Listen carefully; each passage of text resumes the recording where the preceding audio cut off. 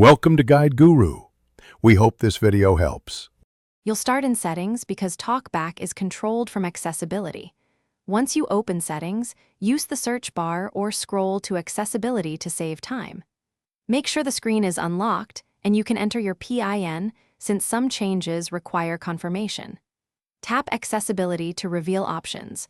Talkback appears near the top on Samsung A10. This first step gets you directly to the control panel where you can toggle features, so you can turn Talkback off safely without guessing where it lives. Now locate Talkback under Vision or Screen Reader. Because Talkback changes touch behavior, you must single tap an item to focus it, then double tap anywhere to activate that selection. Once you find Talkback, select it and listen for confirmation prompts. This helps avoid accidental toggles. If scrolling feels odd, use 2 fingers to move the list. Talkback modifies gestures to prevent mistouches.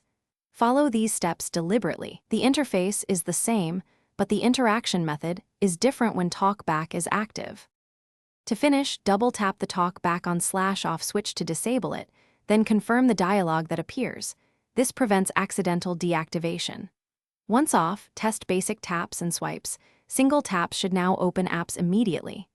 If the toggle won't stay off, reboot the Samsung A10 and try again, because temporary system issues can keep services active. If problems persist, return to Accessibility and use the Reset Accessibility Settings option. That usually clears stuck configurations and restores normal touch. Thanks for watching. Consider subscribing if we helped you today.